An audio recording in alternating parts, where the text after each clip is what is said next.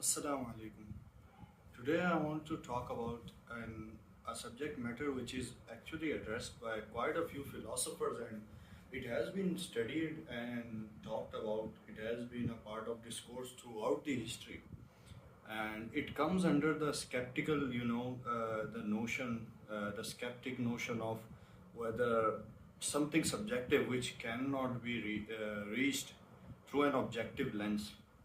But I have had this question for a while.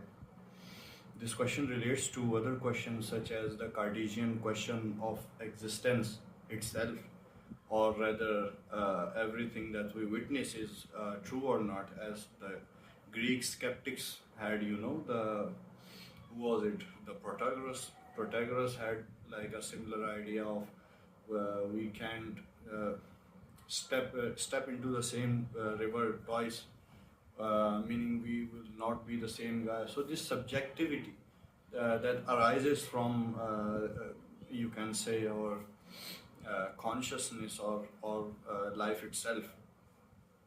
Let me make a case for what I'm trying to bring forth here. You might have read about the Cartesian doubt of what is real and what is not real, whether we are in a dream or, as Descartes puts it, we are controlled by an evil genius who hypnotizes us and makes us do things which we don't really know that he is making us do.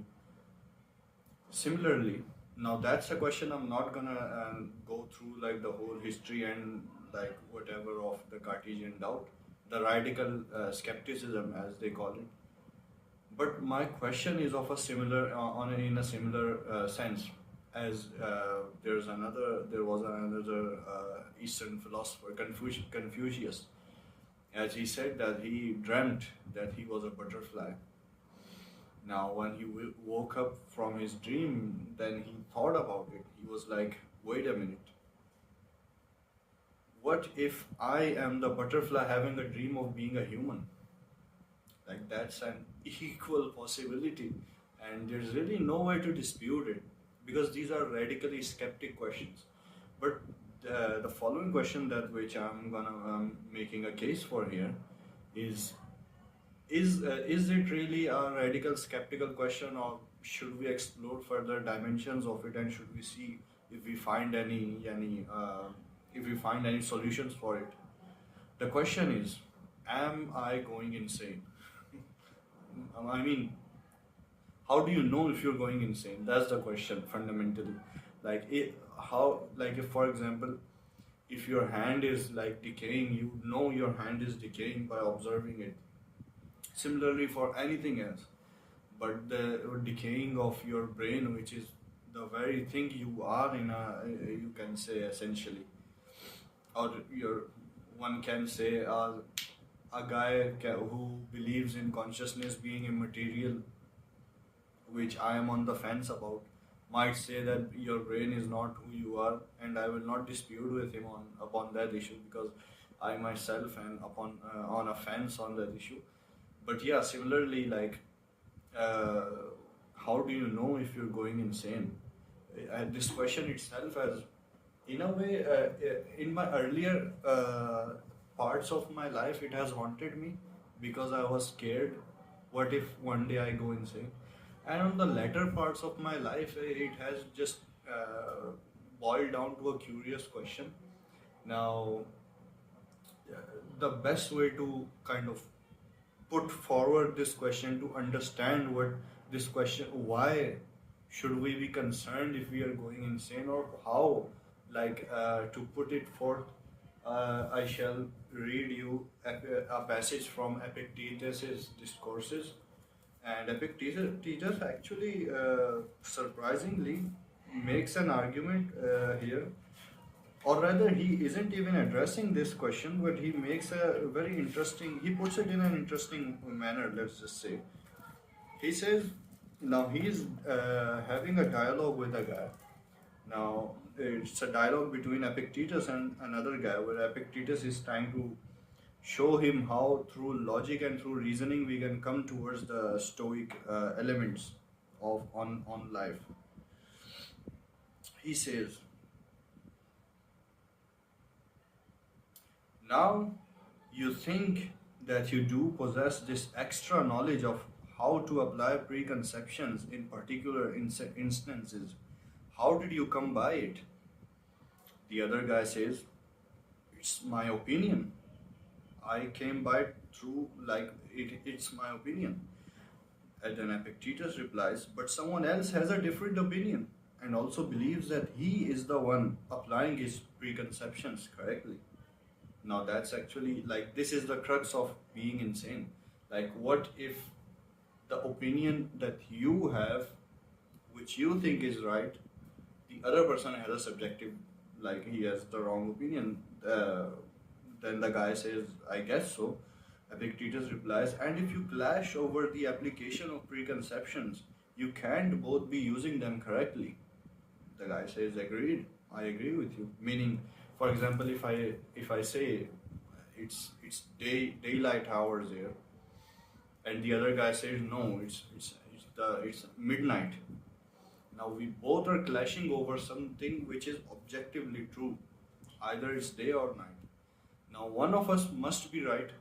Now how do we know which one of us is right? There has to be certain criteria.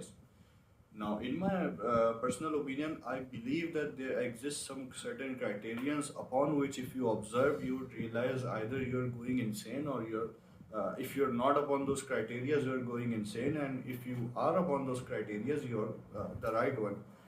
Further, when I will discuss the solution of this problem, which the solution I won't claim that I've come towards an eternal solution. The reason I'm making this video is so I might stumble upon something which might help me.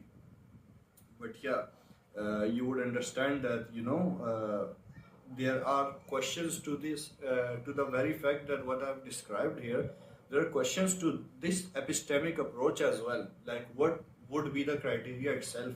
The criteria itself is subjective.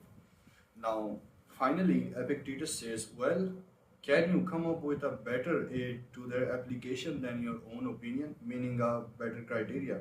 I mean, a lunatic acts in accordance with his own opinion of what is good, but in his case, can it function as an adequate guide? The guy says no. And similarly, then the passage goes forward. Epictetus tries to form an answer to that question as well, of how the lunatic would come up with a answer to his question, but he doesn't. His answer does not cut it at all. His answer is a haphazard question, an answer, and it does not address the fundamental point. It feels like Epictetus is running away from this very pertinent question he himself built. So similarly, the point is, how do you know objectively what part of truth you are getting towards? Now this video will have two parts. The first part is the one where I discuss the question itself. Am I going insane? Or is this whole thing of insanity itself, and addressing it. The second part is towards the solution of it, and towards I'm trying to explore the Jungian method as well, because Jungian method can provide us an objective criteria. If you believe in the Jungian method, that is, which in itself is a meta, in a meta way, one might question the epistemic foundations of that as well.